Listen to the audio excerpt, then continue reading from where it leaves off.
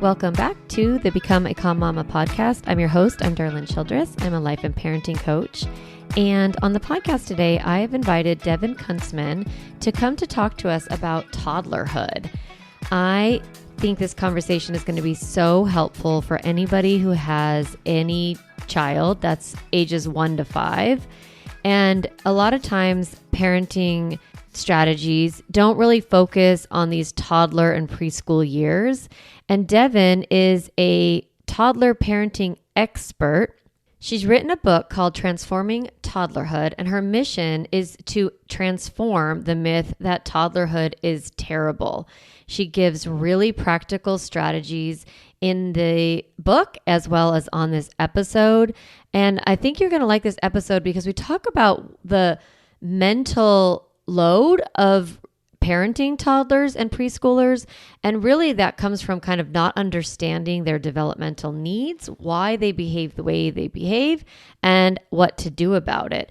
And a lot of the strategies that we talk about are really applicable for any age that you have of child. These are going to be really helpful for you because she talks about meeting their basic needs, their developmental needs, their sensory needs, and then teaching them skills to get those needs met and cope with the frustration that happens when they can't have their needs met immediately. So I really hope you love this conversation and that you go out and get Devon's book as soon as it comes out on Amazon, and it's called Transforming Toddlerhood. So please welcome Devon to the podcast. Yes, well, welcome to Become a Calm Mama podcast. I'm so excited to have you, Devon, on the podcast because I'm really excited to talk about toddlers. So welcome, say hi, and we'll jump in. Hi. Well, thank you for having me. I'm so excited. Toddlers are literally my passion and the thing I'm excited to talk about every day. So I'm very excited to be here. Yeah, obviously you even have a book coming out. It's going to be available as soon as this podcast is launched. Your book is out there. Tell us a little bit about the book, and then we'll kind of frame our conversation around that. Absolutely. So I've been wanting to write a book for a long time, but I didn't do it because I wanted to make sure I was writing a book that would truly change parents' lives, because there's so many parenting books out there. I wanted something that would fill a need. And what I realized is that parents were DMing me the same things every day, asking the same questions. And I realized parents are scrolling Instagram, Googling to find the answers to their questions, and they're not sure if they're even going to find them. And most parenting books either gloss over the toddler years or they have very long chapters, and you're not sure if you're going to find the answer to your question in that long chapter. And who has time to read long chapters? Anyway, so I created the first comprehensive quick reference guide for toddlerhood that is 45 mini chapters split into 5 sections, including the toddler parent, the toddler explained, the emotional toddler, the physical toddler, and the social toddler, full of tips, scripts, behavior red flags, and FAQs, so you can get all of your questions answered about every aspect of parenting kids ages 1 to 5. Oh my God. Amazing. Interesting that you have it. I had so many thoughts, but interesting you have a toddlers 1 to 5, because I always think of toddlers and preschoolers as separate, but in your book, you've kind of put them all together. Is there any reason for that? Yeah.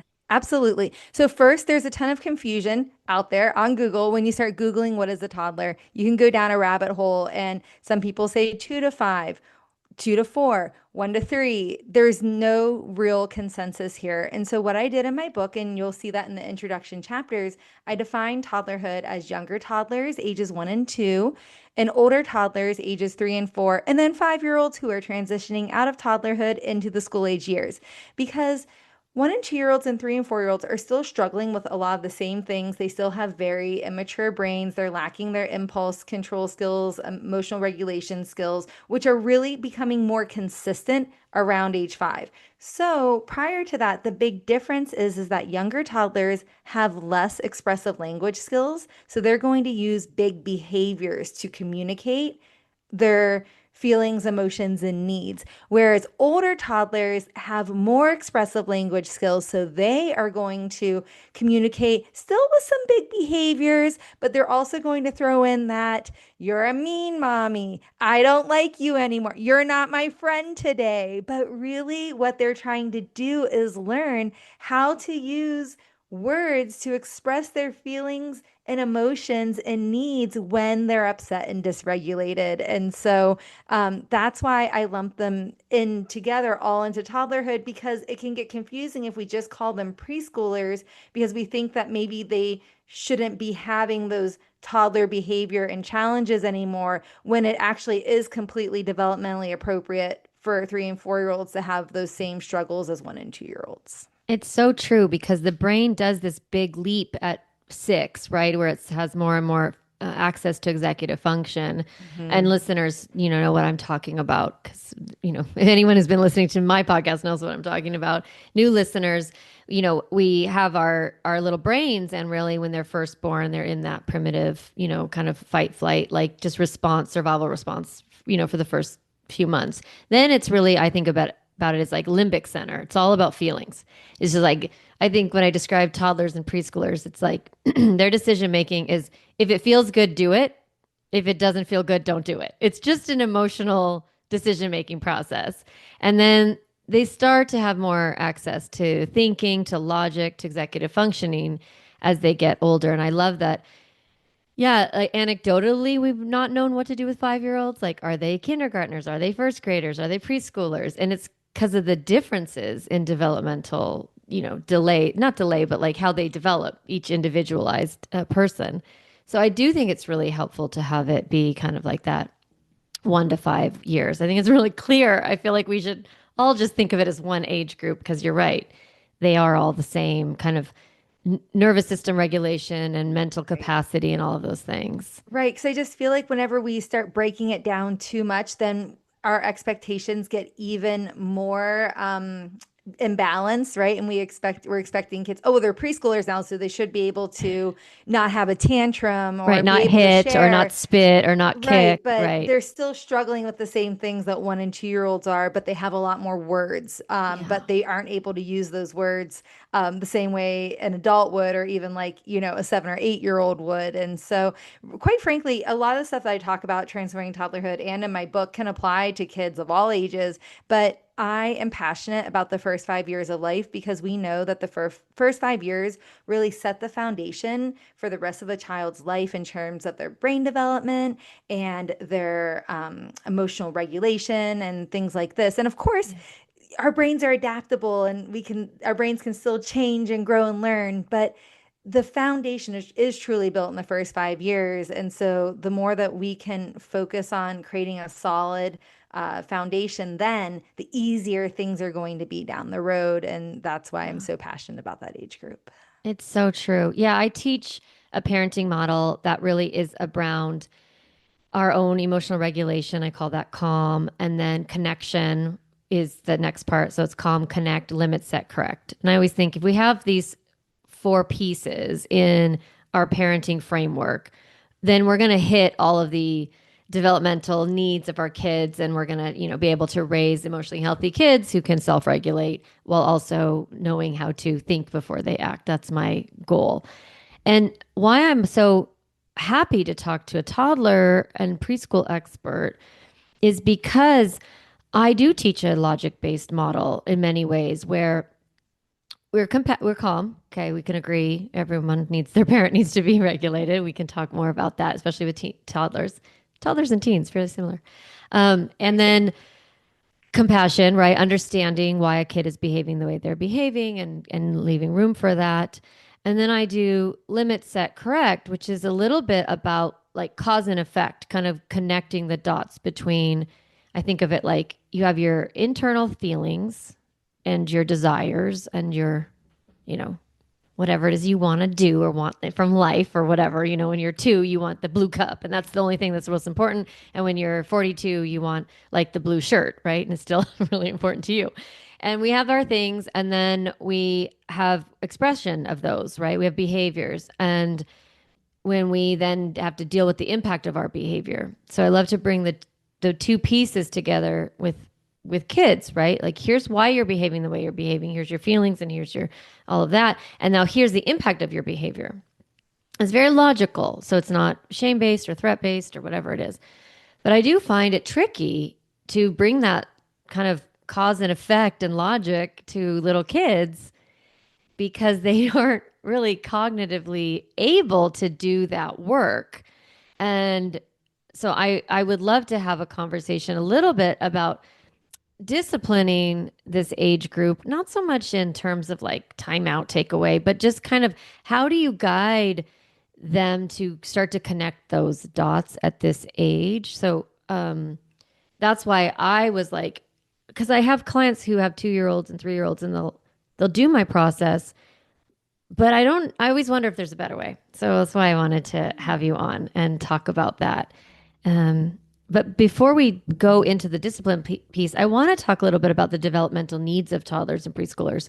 Like, what are they all about? What's their developmental job? What are they working towards? Like, why do they behave the way they behave? I think when parents have education, it's a lot easier to stay calm. So, why don't you just start there for us? Absolutely. Yes, I'm happy to answer all of these questions about discipline. And I think a great place to start is understanding the behavior itself, right? Mm-hmm. Because if we don't understand what's happening with the behavior, then it's going to be really challenging to know how to respond, right? And then Yeah. what I like to talk about is this idea of decoding the behavior, right? When we say the word decode, it helps us understand that there's something, there's layers of the onion to peel back. There's something else there. And it requires us to have some curiosity. And so, really, at the root of a child's behavior, especially a young child, it's all communication. It's Yeah. not good or bad. It's communicating their level of brain maturation, their level of skills, because young children are lacking a lot of skills, a lot of life experience, and a lot of skills. Say an Then, example of a skill that they lack, just so we can drill yes, down. impulse control skills, Yeah. emotional So say that regulation what it like skills. really kind of so because I think parents hear the words like Hmm. you're saying, like they will go on Yep. TikTok, the chat GPT, whatever the heck. And then they're like, don't have not that they're not, they're all smart. You're all smart, right? But like, what does it actually mean when you see your kid spit at you or hit you? You're like, is that impulse control? Is that dysregulation? Like, I think that people get really in the weeds. So what would you describe as some impulse control behaviors? Yeah. So first of all, spitting might be all of those things, Yeah. right? Okay. So just to like be clear, it's impulse control, it's dysregulation, it's all the things. Hmm. But when we think about like impulse control, it might be the inability to go through the grocery store aisle and not grab things off the shelf that are at eye Perfect. level. It Yeah. might be when you're walking down the street, all of a sudden seeing a cat down the way and starting to run toward the cat or the bird without thinking about safety, right? Without thinking, Yes. you're like, Yes, it's right, very right. Like reactionary there's no behavior. thinking at all about safety, about impact, about the future, No. about right. They're just like boop boop, right? The thought move, and then they're in it. Yeah. Yes, exactly. And so behavior is also communicating feelings and emotions, Hmm. and it's communicating needs. And so, what kind of needs are we talking about here? It's communicating sensory needs, which a lot of people Hmm. don't think about or talk about, which I've dedicated a whole chapter in my book to because it's important to understand how the sensory system impacts behavior. Then it also communicates basic needs like tired, hungry, the need to feel like connection and love, things like that. And then developmental needs, like the need to experiment and explore, to move, to be independent, to exert will, to feel capable, to have a sense of control, to feel powerful, to have a role in the family. Now, these are all needs that all human beings have, but they're extremely pronounced in the toddler years because the whole point of toddlerhood is for your child to become their own unique individual, to develop a sense of self for the first time, because babies often relate to themselves as an extension of their primary caregivers. And we typically relate to kids and babies as an extension of us. That's why toddlerhood is so frustrating and hard because all of a sudden, this little human that you're so connected with starts having their own agenda and starts trying to become an individual. And we're like, whoa, what is going on here? And it can feel really hard because we relate to them as an extension of us and not as their own unique individual, which is then why we try to control them. And then we get stuck in all these power struggles. And then it's just a snowball effect Yeah, downhill. I it's so helpful, I think, to say, right, sensory needs. And just a couple weeks ago on the podcast, I released an episode, kind of like I was calling it pre-regulating, like Okay. this concept of getting kids to move through their sensory needs, get those met, move those big feelings through, kind of before you have big meltdowns or before you know there's going to be a transition or whatever, just kind of bringing in more. And I gave like a bunch of ideas. So I think it's really helpful to recognize that they not only have sensory needs, but also have trouble meeting those without, like, in ways that we think work. They do meet their needs, but they might be, tossing pillows against the window or something like that. And you're like, you're going to break the whatever. We feel that panic around the result. And so they have the sensory needs and then those basic needs. I think parents are pretty good about like, oh, you're hungry. Oh, you're tired. When the kid is acting out, we often will name those basic needs, but maybe we're not looking at like the connection, the need for affection, the need for, touch, things like that. And then you went through the developmental needs pretty quick.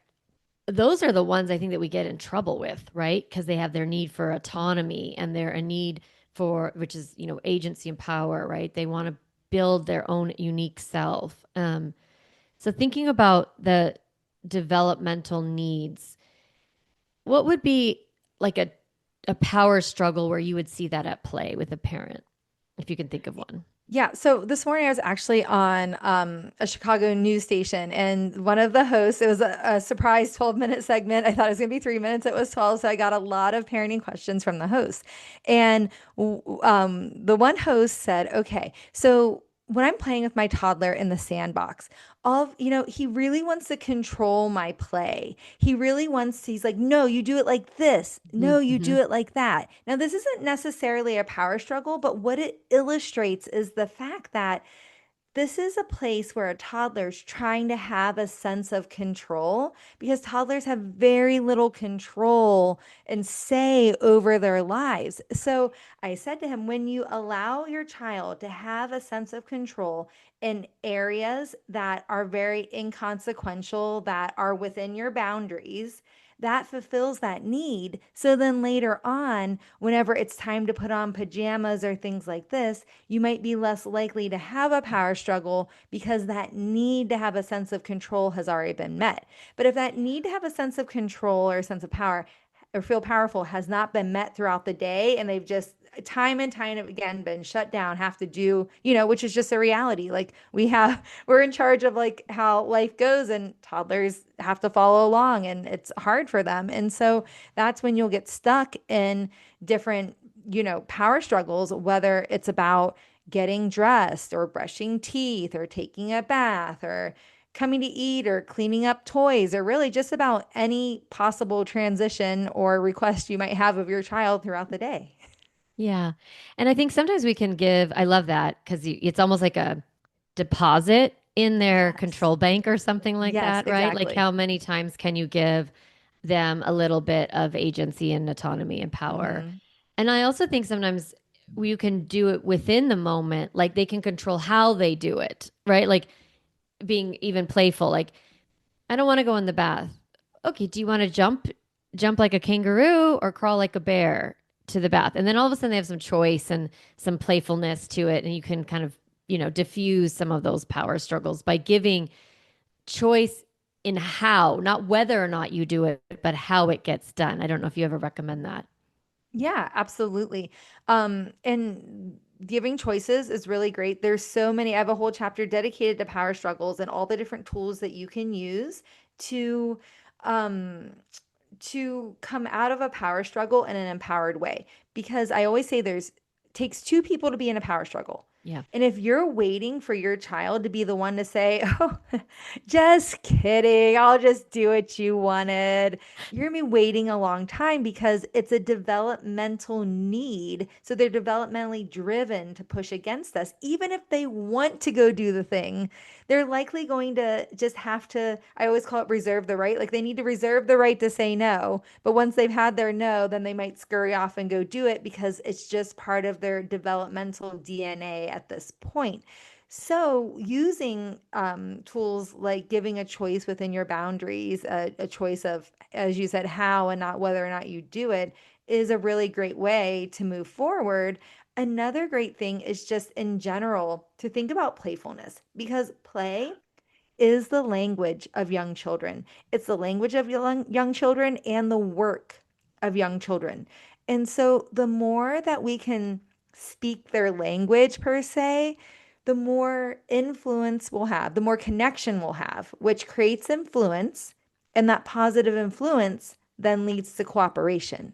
Yeah. So that's really supportive way. And it doesn't mean that you have to be super creative or playful all the time, but bringing in elements of playfulness can go a long way. Yeah. Even just a little bit of a smile sometimes, like just not Sure. taking everything so seriously. Um, yeah, so good. I think that everyone right now is like, I'm gonna buy this book because I have a toddler, I have a 4 year old, I have a 3 year old, I have a 2 year old, right? Yeah. Um, I wanted to talk a little bit about like the essential conflicts because you talked about parent power struggles and Mhm. how it like takes two to tango, Mhm. and where do they come from, right? Like, what's that about? And I was actually going to say something about control. It's like I want to not make decisions, like as a mom and like having so much going on all the time in my life. I love it when someone's like, "Hey, we're gonna go to this dinner," or "We're like, here's when the Uber leaves for this." Like it's so nice to have someone else sort of make decisions and be in control of our lives sometimes. And I think it's like the opposite for toddler. Like they love having that power because they don't get it that often. And we love having it like not being always in charge, right? So I don't know.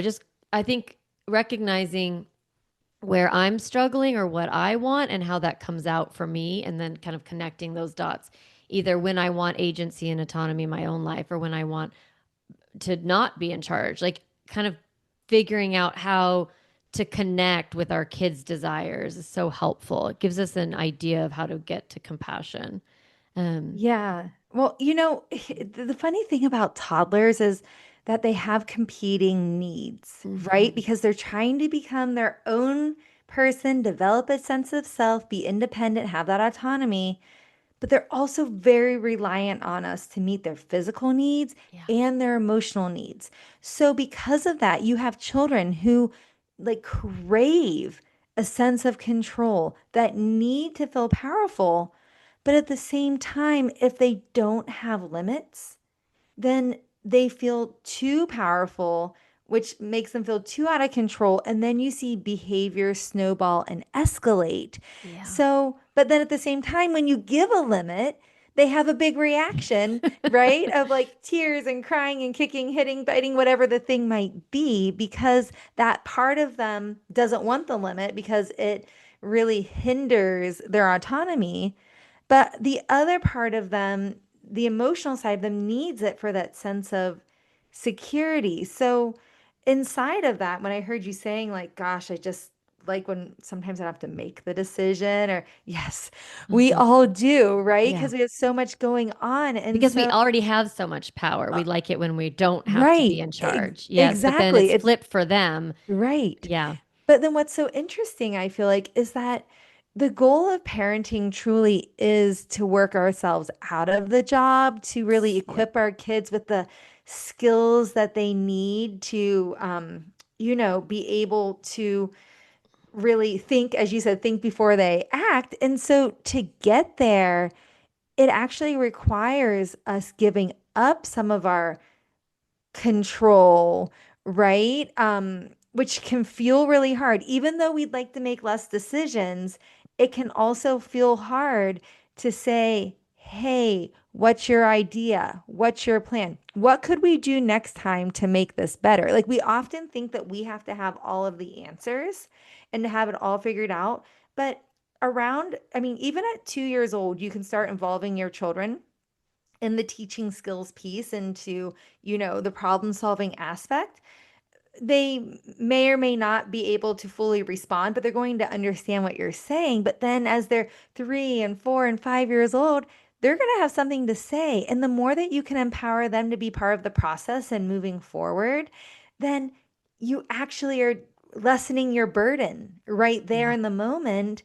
That then each subsequent time, because your child's learning and building up those skills, but sometimes we trick ourselves into feeling like it's easier just to like figure it all out and tell our kids what to do, but it doesn't really help us out in the long term or really get rid of any of our mental load.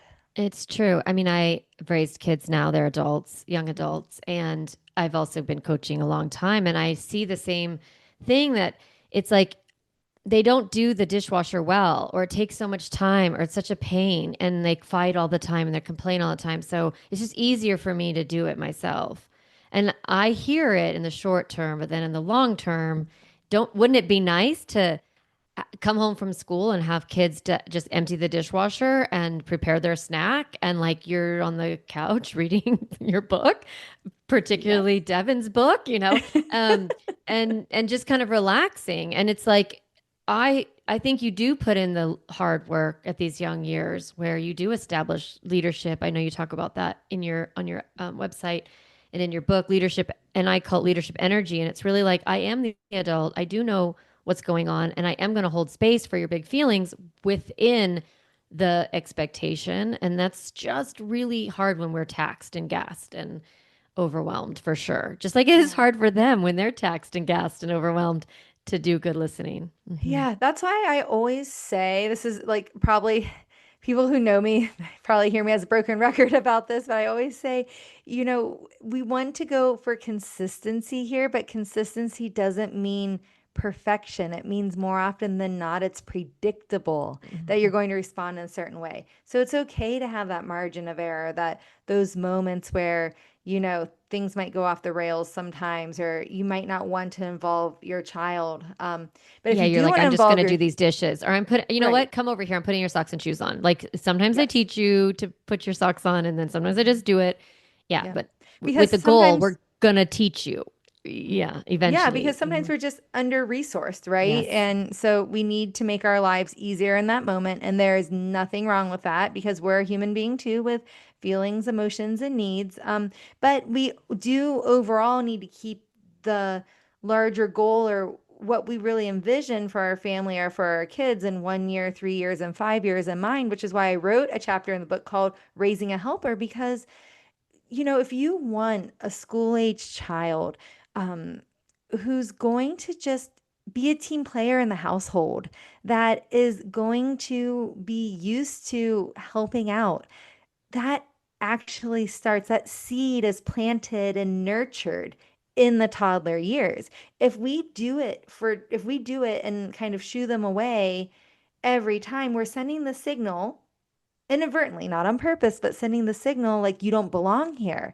So then you end up with a 5 year old, an 8 year old, a 10 year old that's like, oh, I don't belong In here. the And I'm kitchen loading or the in the laundry dishwasher. room or in Right. the, And then you have to end up, cleaning out the car. yes. So then you have to end up kind of bribing them or motivating them with money and paying them for chores. And I'm not saying it's wrong to like let your kids earn money, but at the same time, there's something really great about that team player, family oriented. Like these are our family tasks that we share as a family.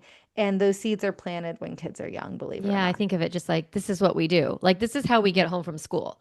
We come in, we bring our backpacks, we bring our lunch boxes, we put them in the counter, we take the dishes, we put them in the sink. I mean, I taught my little boys how to do all these things when we would get home from school. And there was a whole transition, and then they would have their snack, like wash your hands. And it was not me going, you guys, come on, right? It's like that rhythm, we just kind of taught that. I taught that all along, and then that became part of their routine, their habits. And um, it is helpful for us to to think about what it is we want our kids to be doing, like ultimately, like what's the stuff driving us crazy, then teach them how to manage those tasks or be, whatever that is.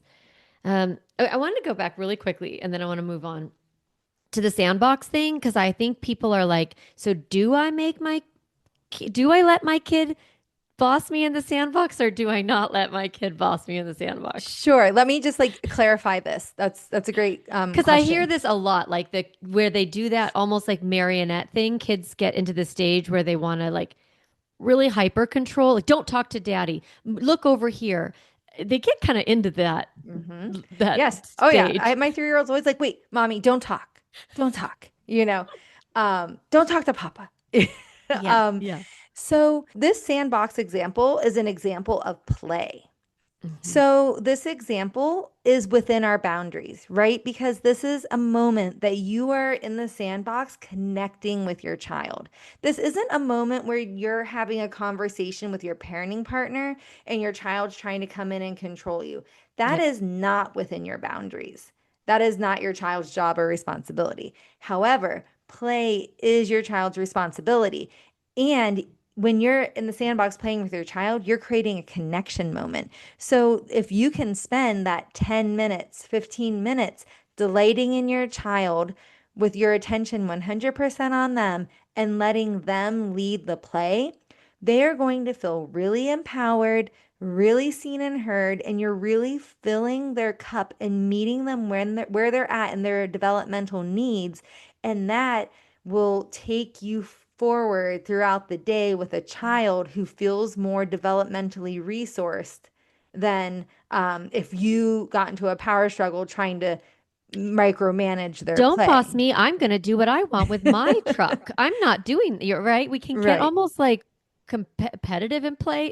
Or it's like fear, right? We fear yes. like, Oh, oh my I'm letting gosh, them control me. I'm like becoming a right. permissive parent. Right. Or is my child going to grow up to be bossy and then not have friends or be a bully or, fear Yes. starts to Yes. creep All in. So those that's why fears. we have to come back to this idea of, is this within my boundaries or not?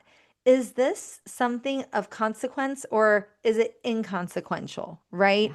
Play is the job of the child. Let the child lead the play. It's so fun. Yeah, I love it. I think that's a great distinguishing factor for parents because it can be you're like, okay, I need to give my kids control. And then you're like, but here, but there. Uh? And so when we create kind of buckets of like, yeah, and play, this is a great place to allow for that and be there. But then, while they're, you're talking to your partner, like you said, or disciplining another child or something like that, then they don't need to be in there getting in the business, right? Hmm. Exactly. Yeah. Okay, Yeah. great. Um, Okay, so when you talk about so the essential conflicts really is do you think it's really around uh you make a command and then your kid says no and then you're like what do I do and then you repeat and then you escalate like what do you think of this like essential conflicts between toddlers and parents and then like or myths that parents have about toddlers like where does that frustration come from for parents in these toddler moments? Some of it education, we've got that one, but what else comes up? So the frustration for parents largely comes from this idea, several ideas. First, the myth of control, thinking that they should be able to control their child because that's what the world tells us, right? Because there Yeah. isn't a lot of space in the world for toddlers to be toddlers and have that developmentally appropriate It's behavior, so right? We true. want, I just actually yeah. want to pause there because man, it is so hard. Like if I see a little kid in the world having a meltdown, I'm like, oh, that kid is having a hard time, Like I have so much compassion, but I'm also a parent educator and been in it, but for the most part we do feel judged. We do feel like we're not doing it right. And it's like kids just have feelings that they don't know what to do with, and they have desires that are unmet and they're frustrated, or they go meet them and their desires that are unsafe or whatever. And then that happens. And I think you're right. Like there's this myth that if I have a kid who's misbehaving, I've done something wrong. Yeah, And yeah. absolutely, because that's what like the world is telling us, right? Yes. And so society's kind of holding us to unrealistic expectations here. And so that kind of leads into the next thing is that, not only is control an illusion that we can't control our kids, we can influence them positively or negatively, but you can't make your child be a certain way. Hmm. That leads into the next one, which is kids should be able to listen the first time. I remember Well, when I was raising my kids, my friends had like the first time club. They were really working on their kids, trying to get them to listen the first time. And mhm. I was like, what? I don't know. It didn't resonate for me. It required a lot of fear, required a lot of control over the child's behavior that just didn't align for me. Right, which comes through fear, coercion, shame, blame, guilt, judgment. Those are the tools And of coercion. physical pain, even like at Right. this young age, Yep. spanking, pinching, Yep. grabbing too tight, right? Like Yep. kind of creating coercion, but through the physical. Like this is Physical dominance. the age that most kids are hit, right? Two to Oh, four, 95% of absolutely. kids are spanked or something like that. Yep. Maybe it's gone down, but I think parents think they need that control and then they use those tactics for sure. Right. And what we know is that in the long run, this doesn't help kids in terms of creating that foundation for emotional resilience and, to have the skills that they need to be successful in the world. And there's, bodies and bodies of research out there on that. And so this is where I feel very strongly in supporting parents for implementing what I like to call developmentally smart discipline, which is creating connection, setting limits and following through, and teaching skills. We need all three ingredients of the recipe to, um, get to where we want to go and to support our kids. Kind of like if you're baking a cupcake, you wouldn't just like be like, I'm not going to put any flour in here. I'm not going to put, you wouldn't just omit part of the recipe, right? Yeah. Although right now people are like, I'm putting all sorts of weird stuff in cupcakes, but a classic cupcake, right, has Right. classic ingredients. Well, you'd probably put some type of replacement in, right? At Because least, like yeah, good point. Yeah. exactly. So the thing is that when we start looking at how can we create connection so our child feels seen and heard, right? Hmm. Which is not what we're doing when we are in the role of the controlling commander, which is what I call when we're using those coercive parenting tactics. A child does not feel seen and heard. And so we want our child to feel seen and heard, but we also need to set limits and follow through on them. And Yeah. that's not happening if we're over here as the permissive pushover, walking on eggshells and constantly pacifying our child. They have way too much power, right? So Yeah. either we have too much power or the child has too much power. So what we want to do is get to this place where we get off of this continuum and say, as the adult, it's my job to be in charge. It's my job to guide my child, to support my child, to Hmm. teach my child, but not teach your child a lesson like we might do with, like, okay, I'm going to pinch him or spank him and teach him a lesson. No, to teach your child the skills they need to be successful. And that's why the teaching skills piece is so important So as well. good. Yeah. Yeah, I love it. And yes, I mean, it's calm, connect, limits, that correct, and that correction piece is really about the skill building, right? So very aligned with because people listening, they're like, is this the same? Is this different? Right? They want to like not learn 100 different things. I think parents are so overwhelmed. So yeah, I love it. It's exactly aligned with my work and like what we're doing. And it's interesting when I first started teaching parenting in 2012, I had to tell parents that feelings mattered, that it wasn't all about limits and rules and consequences. And then in the 10-year shift from Gen X to millennial parents, I've had to say, oh, limits matter. It's like they got the message that feelings matter. And I love that. I love this validation and this, like, great thing. But then now it's like, well, I'm afraid of setting boundaries or, following through on them and holding accountability. And it's just fascinating to me to watch this paradigm shift, and then I do feel like we're coming back to some alignment in parent education to go like find the balance between permissive and authoritarian, like we're getting it back to the authoritative model. Um, so what are some of those strategies? Like in the moment, your kid's like, no, I'm not, I don't have to do it. You're not the boss of me. Like, when they start to get those words in, what do you suggest to parents at that like 3, 4 kind of, eh?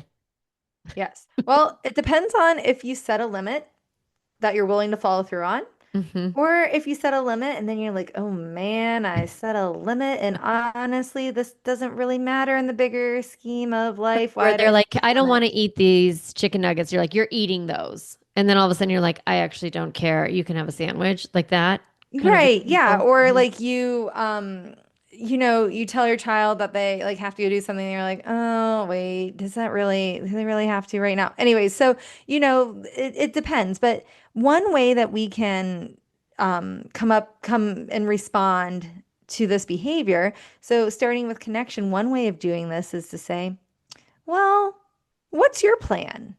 Ah. Or what's your idea? Especially if you have a strong-willed child. Mm-hmm. Because oftentimes kids will push against us, and then we think, oh, they're just being bad, they're being rude, they're being, whatever, all the labels we put on it. But really, they already have a plan that they're trying to execute, and we're getting in the way. And if we understood their plan, we'd be like, oh, all right, they were going to go do this and then that. Sure, Yeah. why not? Right? And so when we can get curious in that way, that can be really helpful. But then there's other times where like things are a non-negotiable, right? So you Mm-hmm. might say something like, um, here's your snack. And your child goes, no, no, I don't want that. So you maybe you said like, oh, well, what's your idea? And they said, well, I wanted candy and Pop-Tarts Or and I wanted a yogurt instead. Or yeah. like maybe it's not a bad idea. It's If it's just not a not bad what idea, you're then serving. then you say something like, "Oh, well, that's a great idea. Mm-hmm. That would be fine." And Mm-hmm. then you move on. But if it's not within your boundaries, you have to say something like, "Well, this is what we're having for a snack today.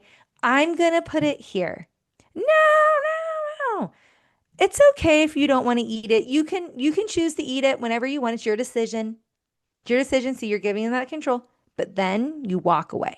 Yeah. You don't stand there to see what they do because the longer you stand there and engage in the power struggle, the more likely they are to keep pushing because they think there's a chance that this might work.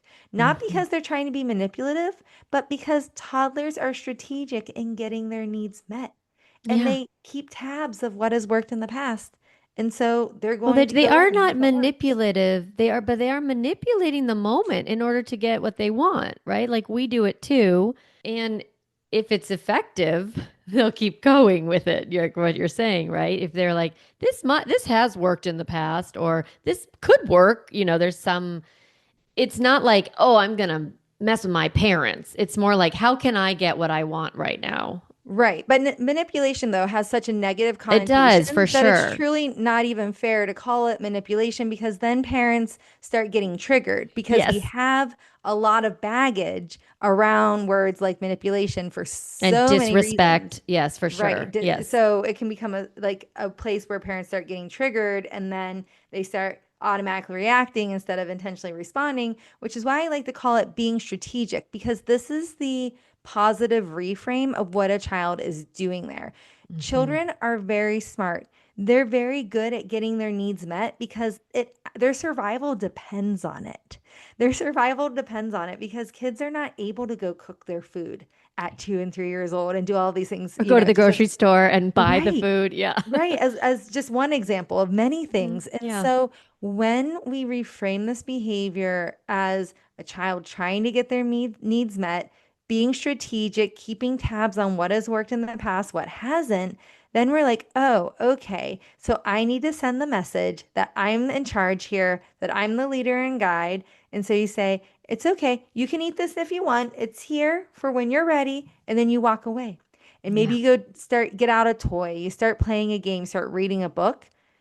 after 5 to 10 minutes, or maybe even less, I've had it happen in like literally 30 Yeah. seconds, protesting over, plate has been picked up, and then, child They've is moved on. eating their Yeah, snack. yeah, for Right. sure. And that's what I've noticed is the trust that's required that your child's also wired to comply. Like they also know it's in their best interest to keep the adults in their life not happy. That's not people pleasing. I'm just saying, like, they know that they're little and they know that you know best and they kind of do want to quote unquote be good or what I don't know. I don't want to act like I don't want Yeah. to put words in there that make people feel uncomfortable, but it's like they're just kind of like and then they're like okay, it's over and they can move on and we can trust that. And the more we practice holding a boundary, letting it be, watching the process, the easier it is for us to relax in that moment and not feel like it's an emergency. We have to like get right in there and like if they don't eat their snack, they're going to have a big temper tantrum later and they're going to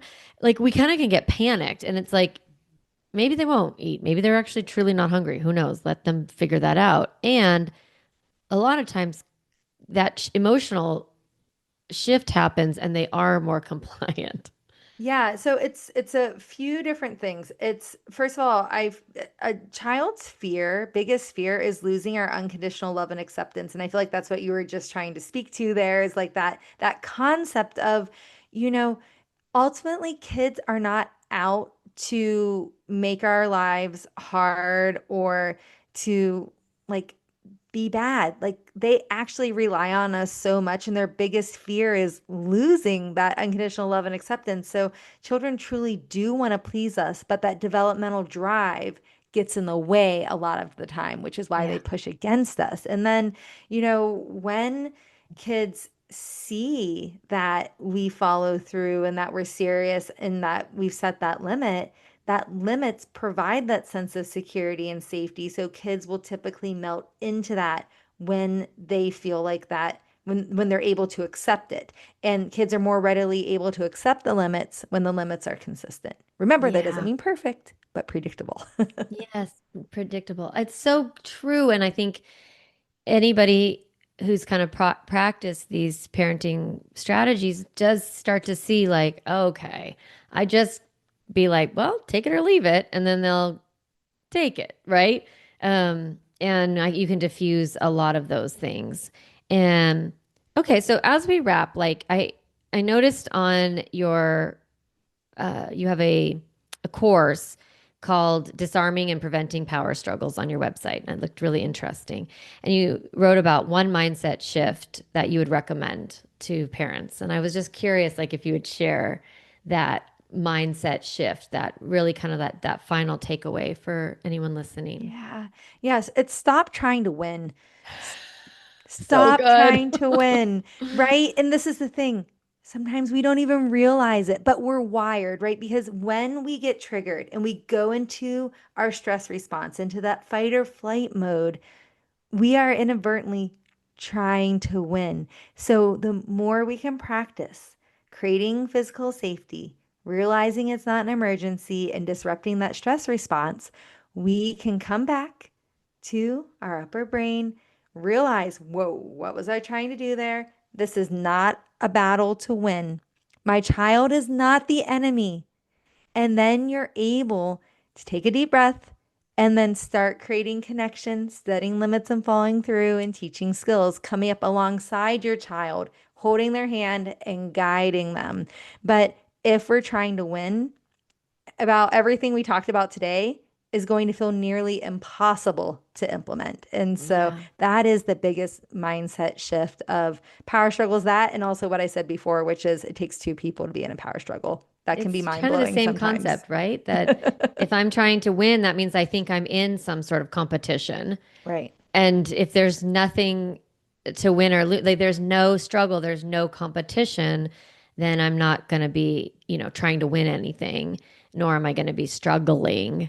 It's Yeah. like, yeah, oh, so Because those good. messy moments, they're not problems to be fixed. But when we're in the mode of trying to win and we're in that stress response, it looks like these are a million problems that need fixed. Because if we don't, then X, Y, and Z is going to happen. And we start extrapolating and, all the fears and everything.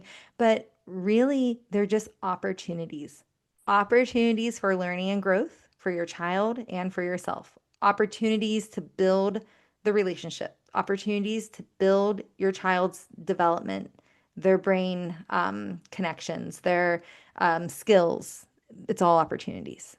So helpful. Thank you very much. So tell us, like, I'm sure people can get your book on Amazon or wherever books are sold. Yeah. So tell us just the title and like also how to track you down in the world. Yes. So again, the book's called Transforming Toddlerhood, and you can buy it wherever books are sold, or you can go to my website, transformingtoddlerhood.com, and then /book to find all the retailers there.